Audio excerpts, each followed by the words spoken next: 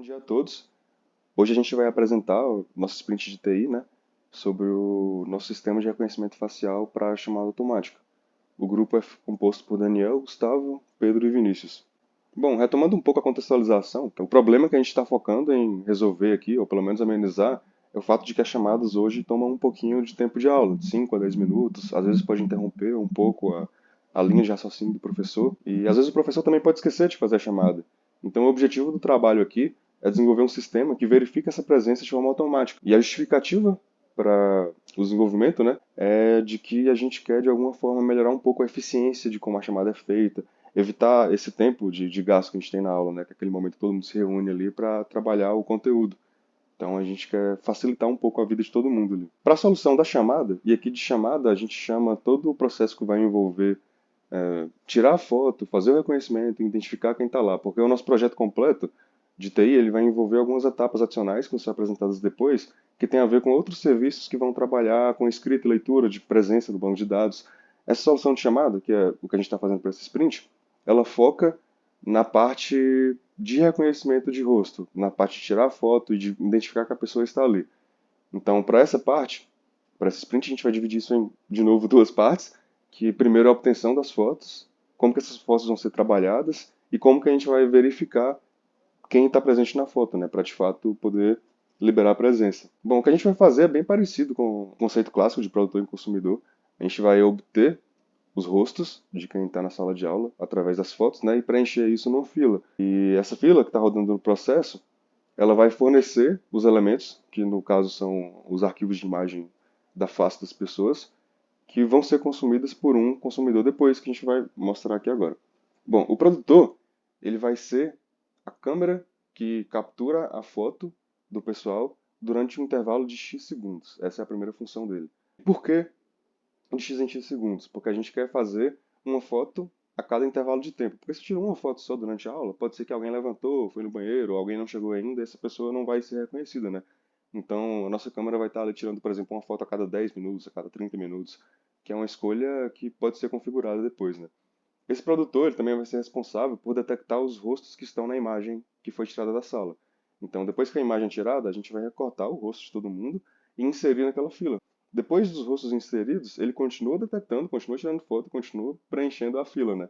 Então, o produtor ele vai estar alimentando aqui essa fila o tempo todo.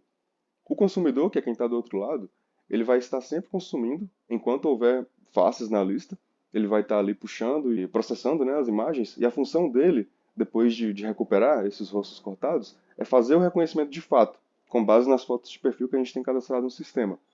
Então, se tem 3 alunos na sala, ele vai pegar esses 3 alunos, vai rodar na nossa solução e vamos supor que a gente tem 10 pessoas cadastradas. Se esses 3 alunos forem uma, né, das 10, eles vão receber presença. Então a gente faz essa comparação para ver quem está ou quem não está. E esse processo vai sendo feito enquanto estiver fotos presentes na fila. O processo vai se dando de forma contínua. Bom, a obtenção dos rostos ele vai ser feito, como eu disse antes, por uma câmera que tira várias fotos dentro de um intervalo de X segundos e ela faz a detecção dos rostos de cada imagem tirada, que é a parte que eu falei que os rostos são recortados.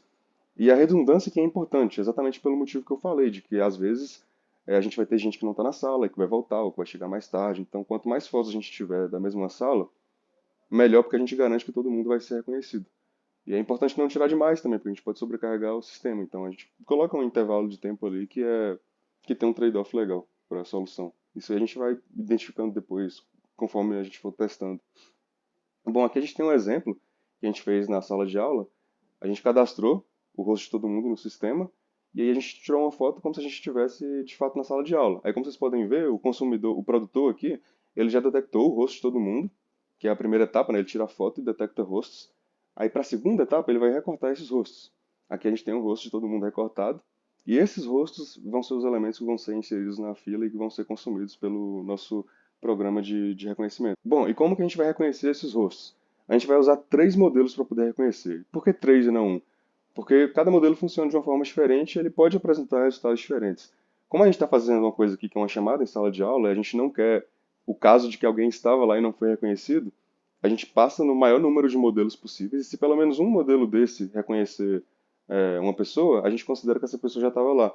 Porque um falso negativo aqui é pior do que um falso positivo.